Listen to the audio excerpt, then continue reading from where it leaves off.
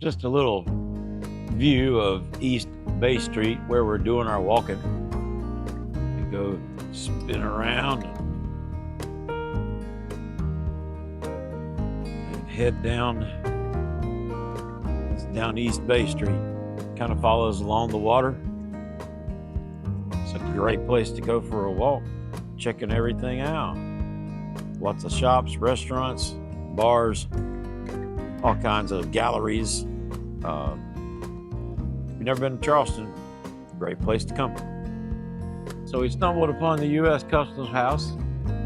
This was built back in the 1870s, I believe. And they said the construction was put on hold for 9 years during the Civil War. It still serves as a federal building. So as we're walking around, we were just listening to one of the guides telling his tour group that in this building you're looking at, there was a man that hung himself upstairs long time ago. And since then, there has not been a successful business in that building. Quite interesting. Coincidence? Maybe. Maybe not. But a cool building, the way it's attached. That's awesome. Great building. Well, we have made our way walking around Charleston, and we have come to their famous pineapple fountain. It's really pretty with all of the flowers in bloom. Very nice. A cool fountain. Very pretty. It's part of the park here. Big, nice park right on the water. Out overlooking Sullivan's Island is out that way. Off in the distance, you can see the aircraft carrier that they have for touring, and where you catch the boat to go to Sullivan's Island. I think we're going to hang out and in the shade and enjoy this fountain for a few minutes. I want to check out that awesome sailboat. How pretty is that? Heading out on our carriage ride. Yay! We've done it before. It's a lot of fun. Highly recommend it. That's right. Let's go. Hi, Horsey.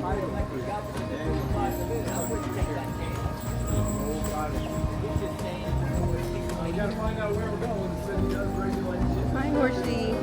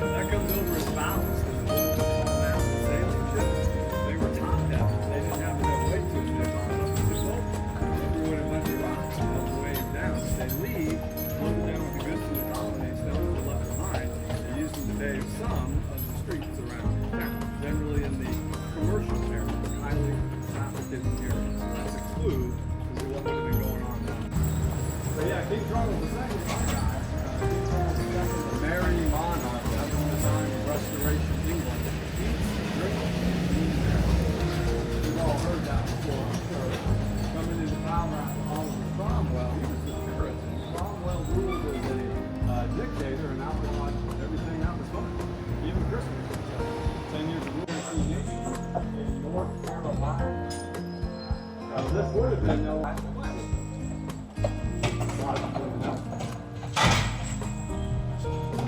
people's new test, the highest point is the driest point.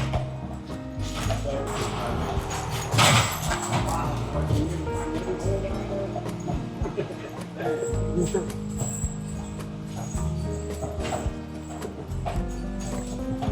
and we did have about 100 tribes in the Carolinas, probably a dozen tribes in the area here.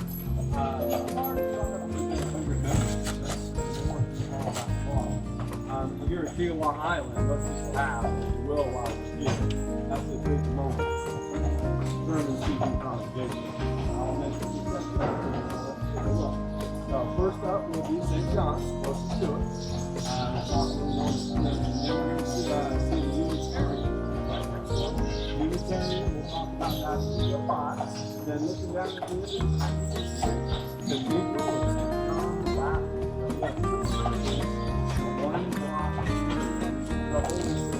It's his street. It's your street. This one. That's yours. That's where you would live. That's fine. Prince.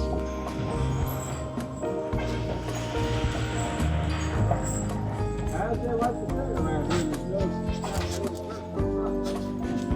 can't say you couldn't find it.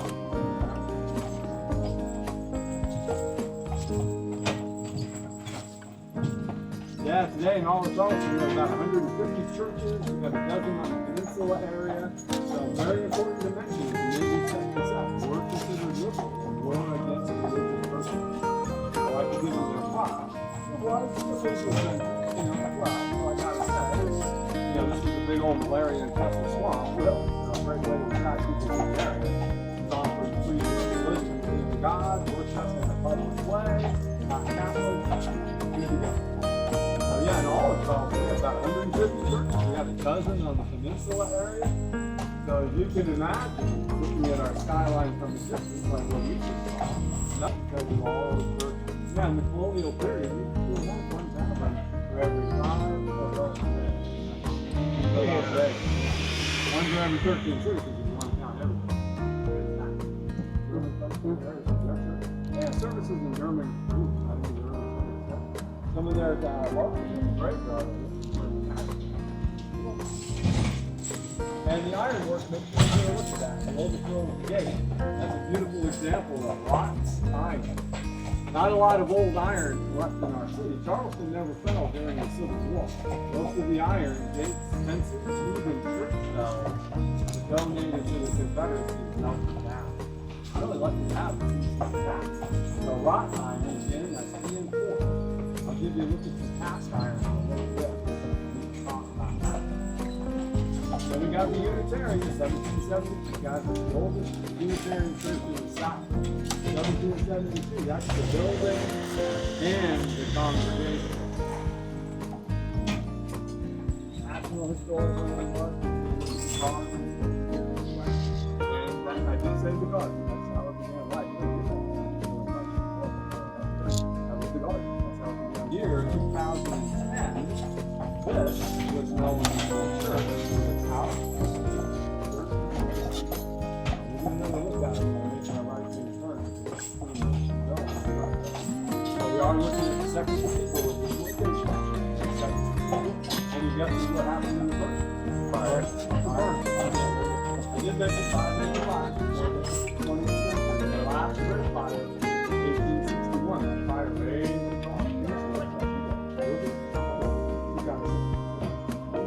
Spare the church behind us, but not and due to an oversight, they just let their fire insurance lapse. Someone's got to pay for it. No insurance. 2010, check it out, guys. We got to look together. And the permission has the bell tower, the bells, we now have 3 bells, too, so E major 4, lowest registered service.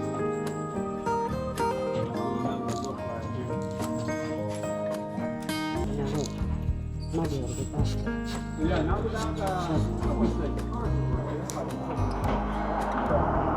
they said it wasn't we have the strictest preservation organization. We have an organization known as the Board of Architectural Review. That's the BAR. want to paint the house, they will help you choose the color. And they have a public hearing for your fellow citizens to come and voice their opinion as well. Now you'll see a lot of the homes, the older homes in particular, don't even have screens in the windows. So if you're wondering how tough it would be, their two favorite words, light, so no screens in the windows. Make your way from home. But that said, that's what keeps our city moving what it does. Good thing. But here's the one thing that people often overlook: 75-year rule.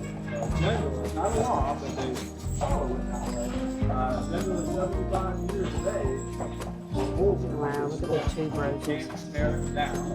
Has to remain standing, and you're not supposed to be able to alter it. See them? Mm-hmm. Pretty. Now, some would say the church, cathedral, should have remained the way it was. The church without its name. That is. Now, some would say so long without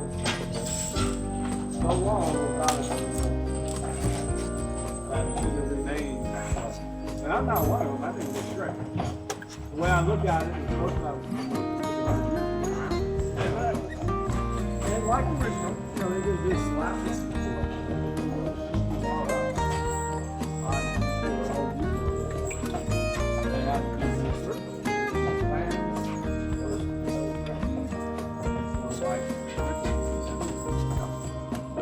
And new construction is slightly on the right hand side, 1995. Today it looks like the city house is better. We'll talk more about all the homes turned sideways. We'll get to that in a few minutes. But just kind of mention that new construction also. Look at that. Yeah, again on the left. Home from the 1800s. Boom, right there. And the one next door. Only several years old.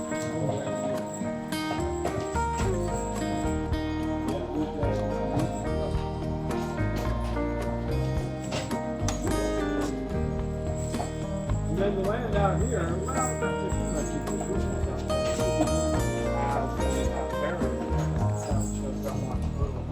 This would have been furthest from the city.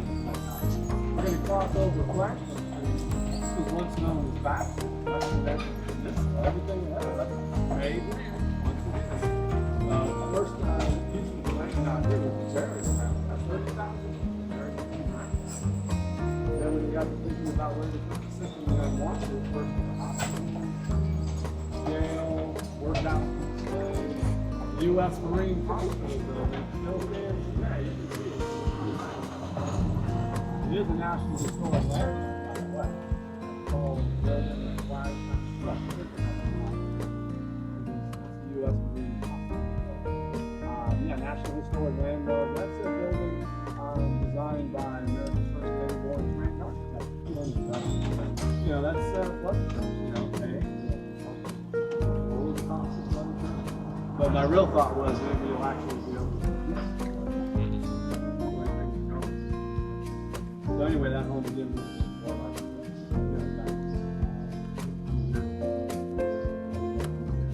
and then yeah, so